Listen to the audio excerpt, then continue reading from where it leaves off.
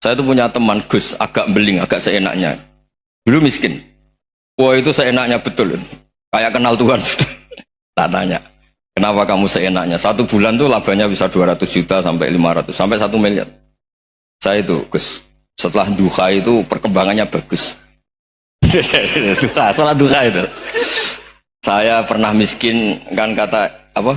Ingka rizki fisama apa? Wa ingkana qalilan, ya kalau fisama fa'anzilhu, terus wa ingkana qalilan fakasirhu, kalau sedikit perbanyak. Ini trennya sudah benar semua.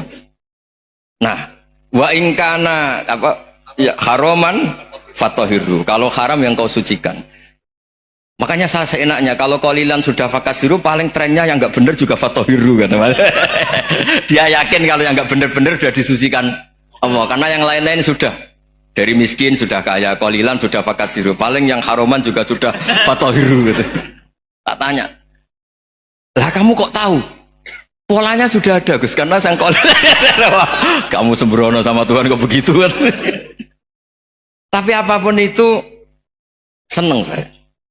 Seneng saya sering salah teh, makanya saya mohon yang sekarang miskin, sedang miskin itu ya ndak usah nyesal banget-banget. Kalau ingin kaya monggo lah, namanya orang juga ingin. Ya, tapi Anda harus bangga. Sosial antar kalian adalah urusan nyawa dan itu pahalanya luar biasa.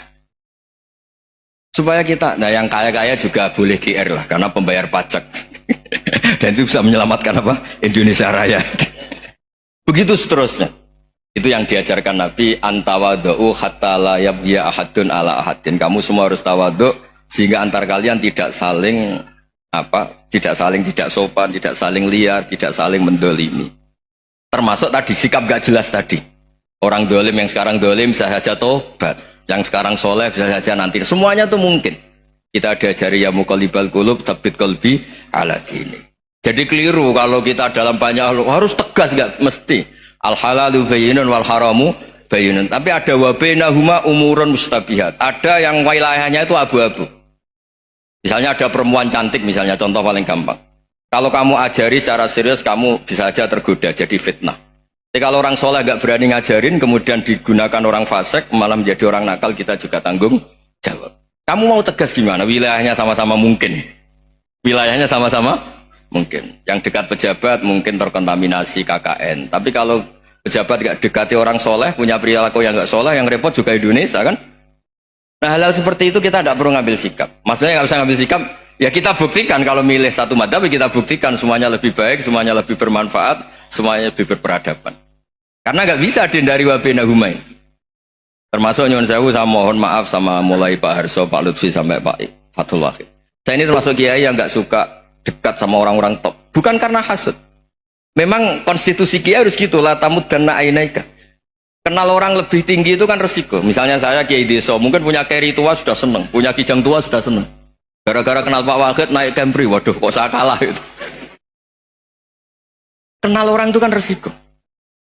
Mungkin dosen-dosen sini kalau kenal saya di Rembang juga resiko. Di sini gak ada cium tangan, biasa dosen, wah gak enak jadi dosen. Jadi memang harus dibatasin. Sekiranya mungkin orang terus, karena latamud dan nanawa, ainaika ilham. Kamu jangan sering melihat orang lain yang mungkin secara lahir dapat nikmat yang lebih tinggi timbang Anda. Kalau kamu nggak bisa ngelola hati Anda bisa hasut, Anda bisa dengki. Paling tidak Anda bisa ada syukur. Saya itu sering didolani pejabat. Juga sering melihat pejabat di TV-TV. Naik mobil aja ada yang naikkan. Bahkan kalau wudhu itu anduk aja ada yang bawa. Itu kalau yang nggak kuat, weh naik jadi pejabat. Ya makanya terus konstitusi kiai itu mengatur, sudahlah, mata kamu itu kamu batasin. Jangan melihat sesuatu yang potensi ya, potensi menjadikan Anda tidak apa syukur. Jadi saya mohon, ini memang konstitusi saya sebagai kiai, jadi saya, tapi di hati saya tetap akrab. Saya doakan semua untuk UI, untuk semua orang Indonesia kita doakan.